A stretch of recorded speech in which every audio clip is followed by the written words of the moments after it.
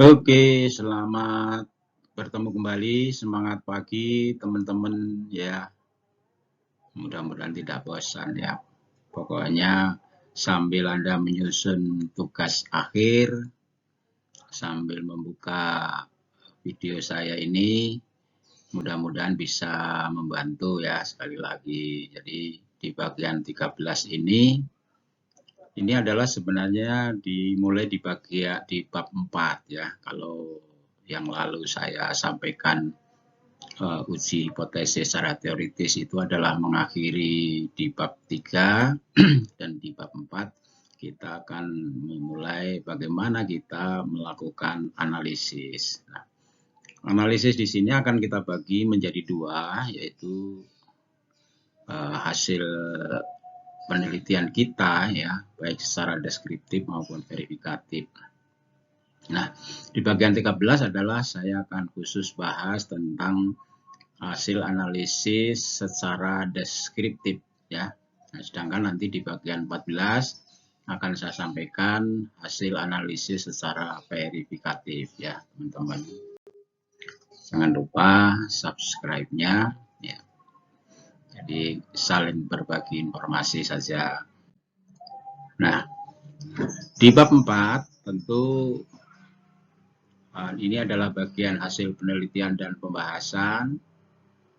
Tentu akan dimulai dari 41 itu tentang 411 itu adalah profil dari objek penelitian ya. Jadi sebelum kita menganalisis maka kita sampaikan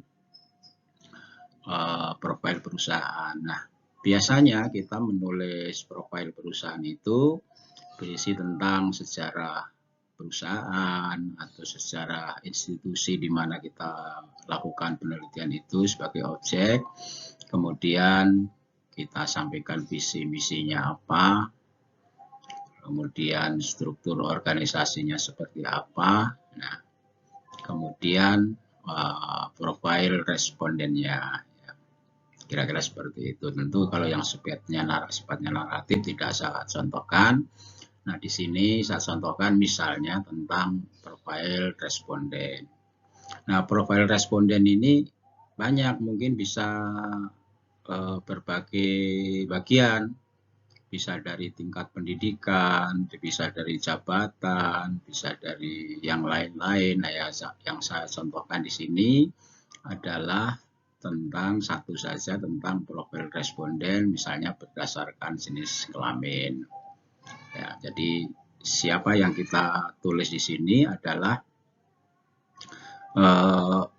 respondennya. Sorry, yang saya tulis di sini kebetulan cuma 87, padahal contoh-contoh saya kan 101 ya kalau nggak salah sampelnya, nggak apa-apa. Yang penting teman-teman bisa mengikuti bahwa kira-kira seperti ini profil dari respondennya. Nanti banyak itemnya apa-apa saja, kita buat tabulasi seperti ini sebagai contoh saja. Lalu misalnya tadi berdasarkan jenis kelamin, ini sudah saya tulis 2 kali ya. Maaf, intinya sama tadi. Nah, kemudian yang paling penting setelah kita menulis profil perusahaan, maka 412 itu biasanya kita melakukan uji instrumen ya. Nah, uji instrumen dan uji asumsi klasik. Nah, uji instrumen kita lakukan sekali lagi sebelum kita menganalisis data ya.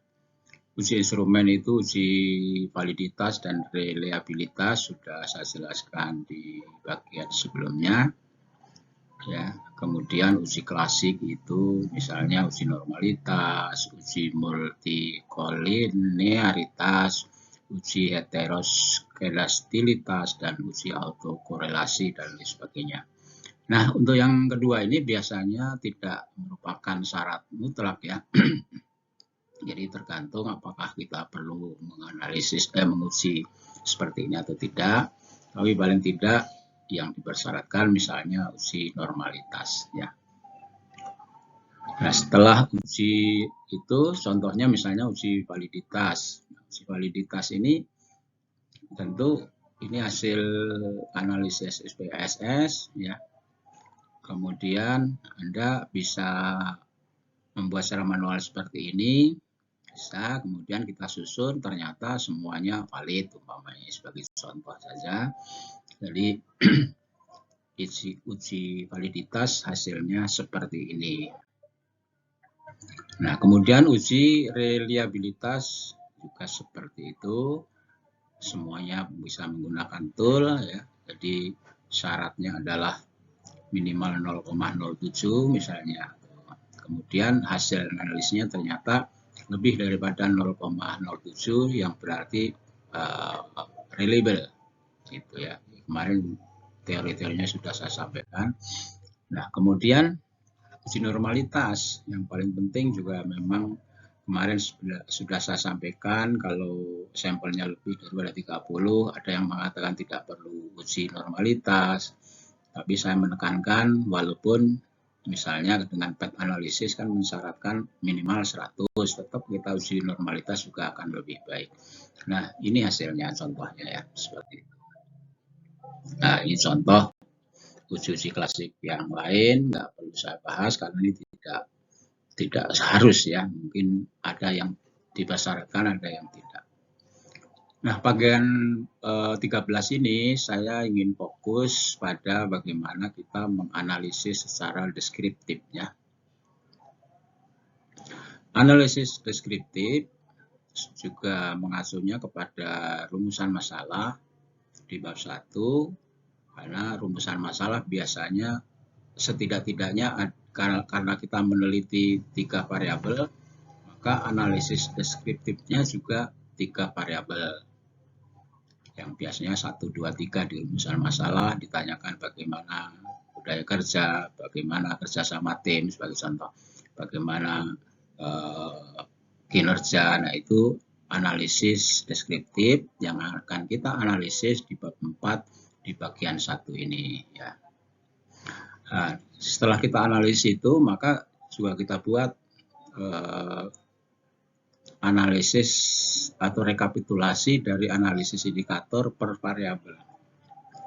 Nah, di sini saya tekankan kepada teman-teman, pada saat menganalisis deskriptif per indikator ya, supaya hasil karya kita ini mudah dibaca oleh orang lain, maka upayakan menganalisis per indikator ini berakhir selesai pada akhir halaman. Yang saya temukan kadang-kadang separuh adalah variabel 1, separuh halaman lagi variabel 2, dan seterusnya. Nah, kalau cara menulis seperti itu menurut saya kurang bisa dipahami.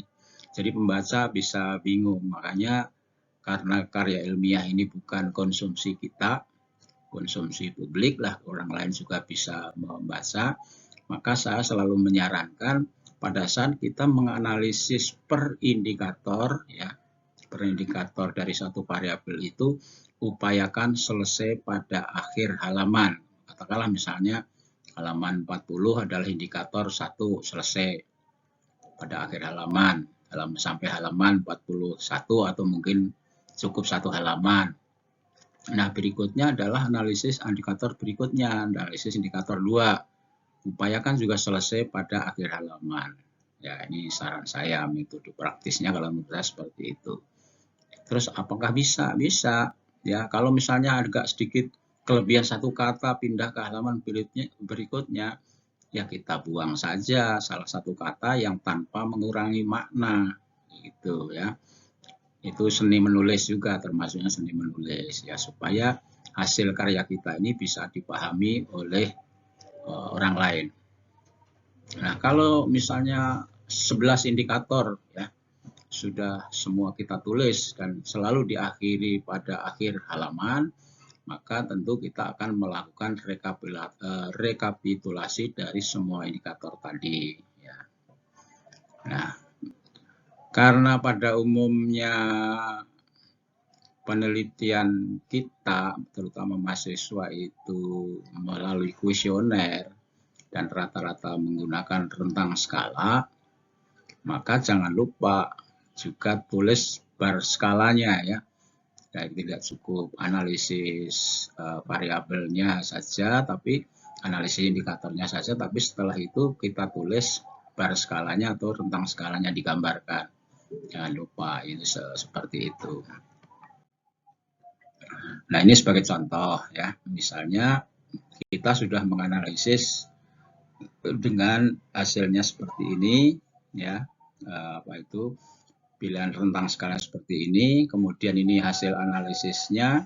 Jadi kita tidak cukup sampai di sini. Hasil hitung-hitungannya tidak cukup sampai dari berbagai kriteria seperti ini dan menginterpretasikan seperti ini, tapi penting ini juga penting. Jadi selalu diimbangi atau selalu berpasangan ya dengan analisis bar skalanya. Ya. Ini kadang-kadang sering ditemukan tidak, tapi artinya di sini memperjelas ya, memperjelas. Ya kalau tadi yang di atas menunjukkan persentasenya, kalau di sini adalah menunjukkan ada pada skala berapa. 366 tadi jumlahnya ada pada skala baik. Nah, seperti itu. Itu yang semua indikator harus seperti itu. Nah, ya ini rekapnya, kemudian kita rekap ya semua analisis per indikator dari satu variabel tadi, misalnya variabel budaya kerja, kita buat rekapitulasi analisis indikator misalnya budaya kerja ya. Jadi semua hasil analisis per indikator kita tulis di sini di rekapitulasi. Juga tidak ketinggalan setelah itu, setelah rekap tadi kita tulis bar skalanya ya, selalu berpasangan begitu.